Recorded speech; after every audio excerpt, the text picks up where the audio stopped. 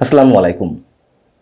প্রিয় দর্শক, বর্তমান অন্তর্বর্তী সরকার স্বাধীনতা বিরোধী শক্তি দ্বারা নিয়ন্ত্রিত কিংবা ডক্টর মোহাম্মদ ইউনূসের সরকারের উপরে স্বাধীনতা বিরোধী শক্তি বা বিশেষ কোনো মৌলবাদী গোষ্ঠীর প্রচ্ছন্ন প্রভাব রয়েছে এরকম অভিযোগ তো অসংখ্যবার উঠেছে এরই মধ্যে। যদিও আমরা সে ধরনের কোনো সিদ্ধান্তের কথা নিশ্চয়ই বলছি না, তবে মুক্তিযুদ্ধের ইতিহাস, মুক্তিযুদ্ধের চেতনা কতটুকু সংরক্ষণ করা হচ্ছে সে বিষয়ে তো অনেক বড় ধরনের বিতর্ক শুরু হয়েছেই। ডক্টর মোহাম্মদ ইউনূস যখন রিসেট বাটন শব্দ দুটো উচ্চারণ করলেন একটি আন্তর্জাতিক সংবাদ মাধ্যমের কাছে, সেটি নিয়েও কম আলোচনা হয়নি এবং তার পরিপ্রেক্ষিতে ডক্টর মোহাম্মদ ইউনূসের দপ্তর থেকে একটি ব্যাখ্যাও দেওয়া হয়েছিল। যাও,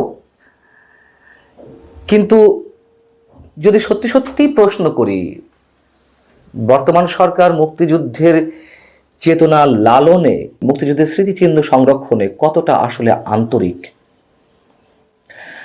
আমি যদি একটি একটি করে ধরে বলি,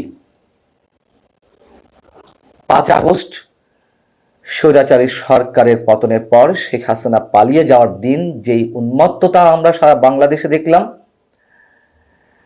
সেই উন্মত্ত জনগোষ্ঠীর হাত থেকে মুক্তিযুদ্ধের স্মৃতিচিহ্ন যেগুলো সারা বাংলাদেশে ছড়িয়ে ছিটিয়ে রয়েছে, অসংখ্য অসংখ্য শত শত স্মৃতিচিহ্ন ধ্বংস করা হয়েছে, ভাস্কর্য ভেঙে ফেলা হয়েছে।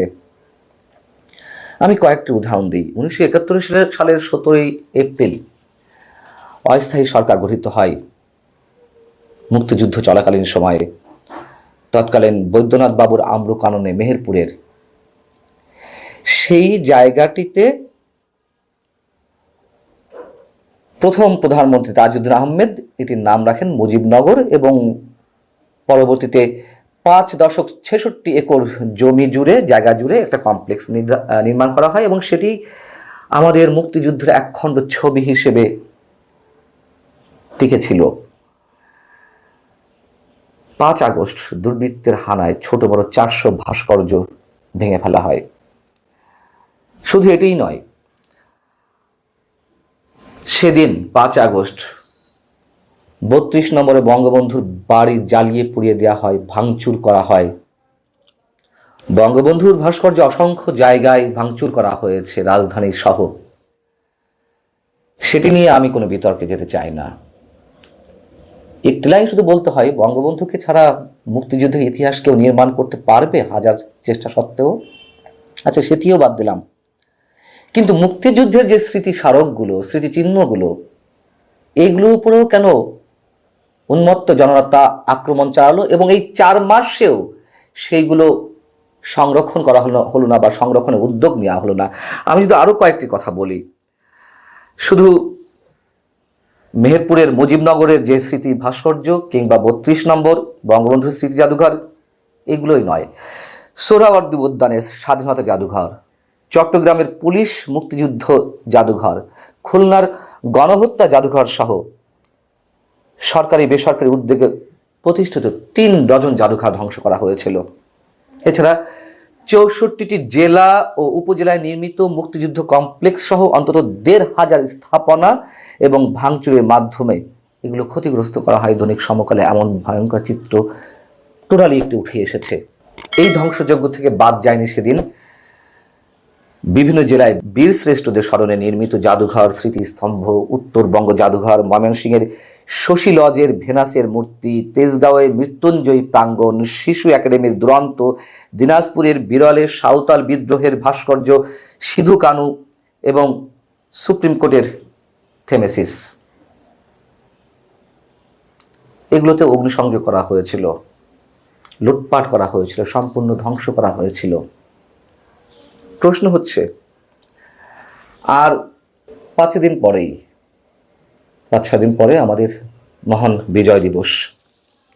এই বিজয় দিবসকে কেন্দ্র করে এই প্রশ্নটি উঠেছে, আমরা এই বিজয় দিবস কিভাবে উদযাপন করব? আওয়ামী লীগ মুক্তিযুদ্ধের চেতনা নিয়ে ব্যবসা করেছে, বঙ্গবন্ধুকে সাইনবোর্ড হিসেবে ব্যবহার করেছে, এটি তার দোষ, তার অন্যায়, তার অপরাধ, তার দায় দায়িত্ব পুরো জাতি নেবে না। কিন্তু প্রশ্ন তো খুব স্বাভাবিকভাবে তুলতে পারি, বর্তমান সরকার তার ক্ষোভ বিক্ষোভ কি আওয়ামী লীগের জন্যই মুক্তিযুদ্ধের ইতিহাসের উপরে আঘাত আনার চেষ্টা করছে? যদি এই প্রশ্ন তুলি, এর উত্তর তো খুব স্বাভাবিক। কেন এটি করবে? বরং পাল্টা প্রশ্ন আসবে। এবং যে মুক্তিযুদ্ধ মন্ত্রণালয় বা স্থানীয় সরকার প্রশাসন যেগুলো রয়েছে, সেগুলোর পক্ষ থেকেও 5 আগস্টে প্রায় ধ্বংসযজ্ঞের শিকার এই ভাস্কর্যগুলো, মুক্তিযুদ্ধের স্মৃতি চিহ্নগুলো সংরক্ষণের কোনো ব্যবস্থা এখনো পর্যন্ত নেওয়া হয়নি।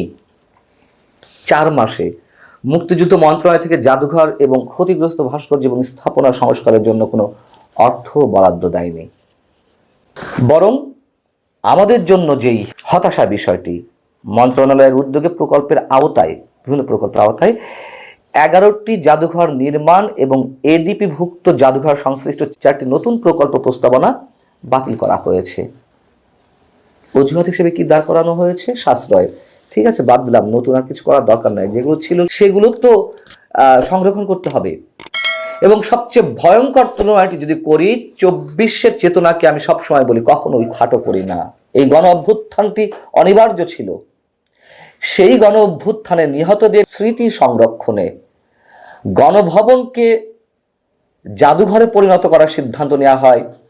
শত শত বিঘা একরের যে গণভবন, এত বিশাল জায়গা জুড়ে জুলাই আগস্টের স্মৃতি সংরক্ষণ করা হয়। করতে হবে, কোনো উপায় নাই, মানে কোনো প্রশ্ন নেই। কিন্তু এত বেশি জায়গার কি প্রয়োজন? এটা তো করে পৈতৃক সম্পত্তি না। আচ্ছা, সে কথাও বাদ দিলাম, করুন, এর চেয়ে আরো 2 গুণ 3 গুণ জায়গা জুড়ে করুন। কিন্তু সেই মুক্তিযুদ্ধের চেতনা কি 24-এর চেতনার চেয়ে কোনো অংশে খাটো, নাকি 24-এর চেতনা মুক্তিযুদ্ধের চেতনার ধারে কাছে যাওয়ার মতো নয়? স্পষ্ট করে বলতে চাই, আমাদের অস্তিত্বের পরিচয় মুক্তিযুদ্ধের মধ্যে নিহিত। 71 আমাদের শেকড়। সেই 71কে মুছে ফেলার একটা চক্রান্ত আমরা দেখছি। সরাসরি সরকারের উদ্দেশ্যে বলি আর না বলি, একটা চক্রান্ত তো আমরা দেখছি। 7 মার্চকে গুরুত্বহীন করে তুলে ধরা হয় আমাদের সামনে। জয় বাংলা স্লোগানকে মুছে ফেলার চেষ্টা করা হয়।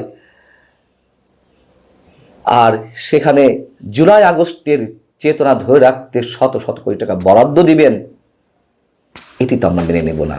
যদি তুলনায় আসেন, আমি আবারও বলছি, 24-এর চেতনা কোনো অংশে খাটো নয়, কিন্তু তাই বলে 71-এর সঙ্গে তুলনীয় নয়।